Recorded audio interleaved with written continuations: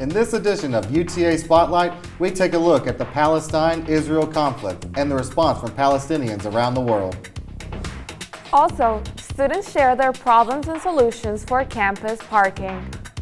And we catch up with the volleyball team as they host this year's Halloween game. UTA Spotlight starts now.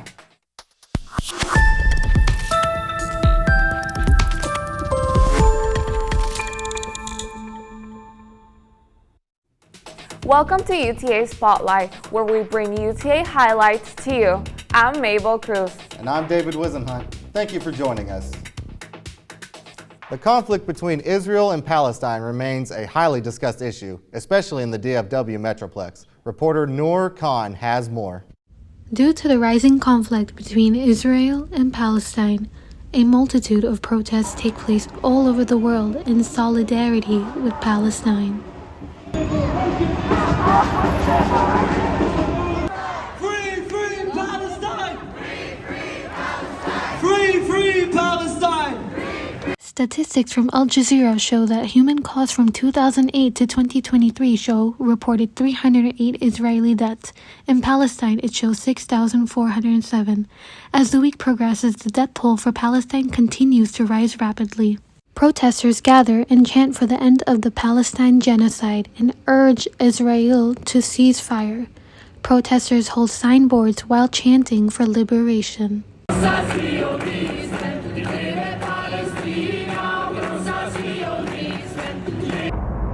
I'm a 14-year-old who goes to school, and 14-year-olds in Palestine are being bombed. If you turn your head away, this means you're ignorant and you have no humanity. Protests also take place on college campuses. University of Texas at Arlington recently had a protest in front of the Central Library.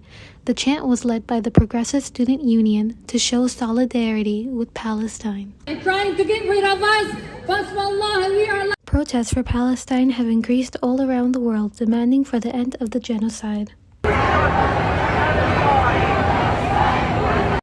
To help send medical supplies to victims of the conflict, visit icrc.org.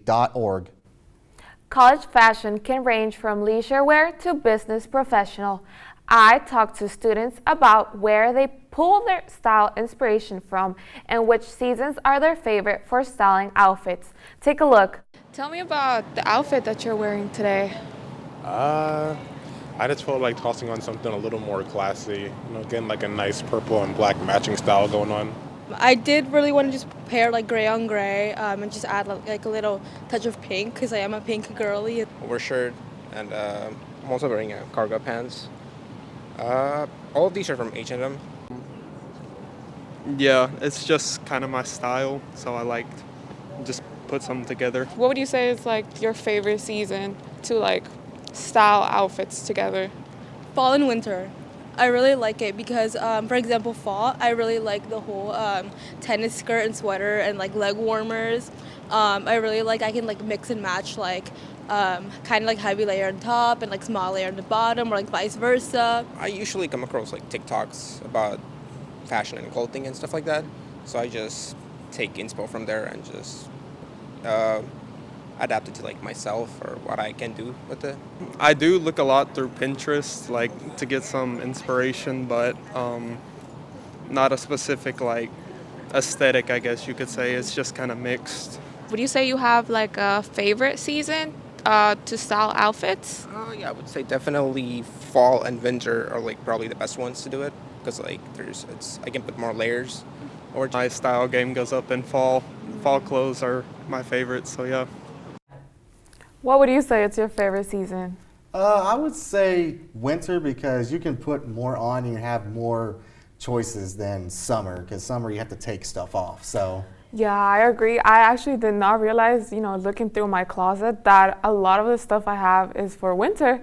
And I feel like it's honestly, to me, it's kind of hard to find clothing for like summer because whatever I wear, I'm still going to be sweating. So right. Yeah, but honestly, this is my favorite season, so I really do enjoy it. All right. Yeah. As UTA students travel to and from campus, parking issues ramp up. UTA News reporter Emily Perez has the issue. Over the years of being at UTA, you tend to learn that the UTA parking situation is always going to be a problem to those that commute to campus and even those that live on campus.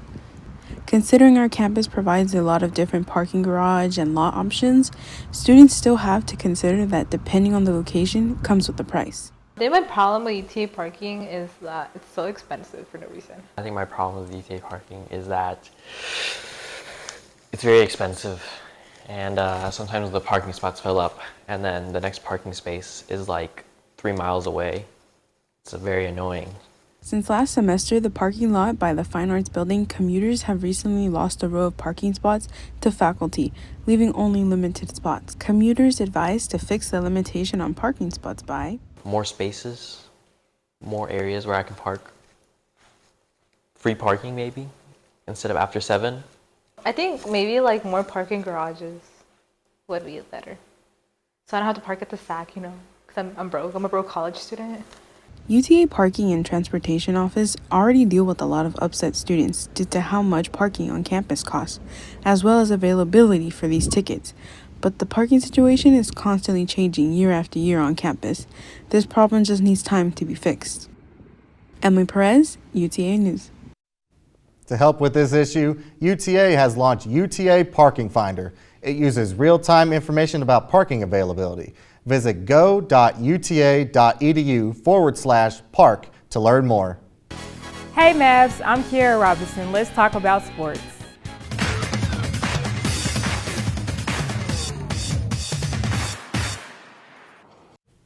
Last week was an eventful one for women's volleyball. Our Lady Mavs played Stephen F. Austin in a special Halloween match. Reporter Jarir Rahman has the story. Cheering, chanting, and costumes filled College Park Center as UTA hosted its Halloween match against Stephen F. Austin. However, UTA women's volleyball fans got to experience more than just a match at this event. Tonight we have our trick-or-treating night so fans can enjoy some candy. We also have a pumpkin smashing game where fans are able to serve the ball from across the net and try to smash a pumpkin, and they get custom UTA carved pumpkins. Younger fans got to enjoy trick-or-treating at the various tables set up across the hospitality suite, including one by UTA's men's basketball team. We're here supporting volleyball, and our team is actually also being introduced during the volleyball game. We're trying to, hand out candy. That's the goal here, just try and lighten the spirit and do everything for the kids. Even though the volleyball season is almost over, for some fans, the game is more than just a sport. It's a tradition. I've been supporting UTA volleyball, I say, about 7 or 8 years. The best part of the game is the atmosphere. It's a lot of fun. There are a lot of people wearing fun Halloween costumes. Fans were not the only ones dressed for the occasion. UTA Cheer wore a range of costumes, from elves to nurses and everything in between. Cheerleaders Allison Padilla and Joseph Calderon share their experience at the game. My cheerleading experience has been great. This is my second year on the team. I'm having a great time. I love who I'm cheering with. I saw a kid with a ghost mask. He was getting down, he was getting live. It was fun to see. This is my first year cheering, but I definitely enjoy it. I love the energy of the crowd when they interact with us. The Mavericks unfortunately weren't able to pull off a win against SFA. Their next match is on the 9th of November against California Baptist. Jarir Rahman, UTA News. Our Lady Mavs are tournament bound. If you want to keep up with the schedule, visit utamavs.com to see where and when the Mavs play next. This season, fans have been overwhelmed with excitement because of the progress our Texas Rangers have made. Many of them share their loyalty and team spirit in hopes that this year will be our winning year. Go Rangers, baby! Yeah, World Series! The Texas Rangers are back in the World Series, getting ready to take on the Arizona Diamondbacks at Globe Life Field, and fans couldn't be more excited. This year's gonna be different from 2010 and 2011 because we're ready this time. This is different. We're enjoying the experience. What happens, but I'm telling you right now, the mojo's there. This is the team. This is the year. Go Rangers! This will be the Rangers' first time in the World Series since their 2010 and 2011 loss, and fans expect a different result. Honestly, for me, it feels amazing. Had the opportunity to go 2010, 2011. This kid is the biggest baseball fan I've ever met. So could not could not miss the experience to bring him with me. Even some new fans who weren't around last time the Rangers were in this spot feel very confident about the series. I think this should be an easy World Series for the Rangers because I haven't seen the Rangers this good in like a few years or forever. Globe Life Field was at full capacity with all 42,500 seats taken by fans. Alejandro Contreras, Arlington Sentinel News. With Rangers taking home the win, many fans showed their excitement at the celebration parade. That's all for sports. I've been Kiera Robinson. Back to you guys.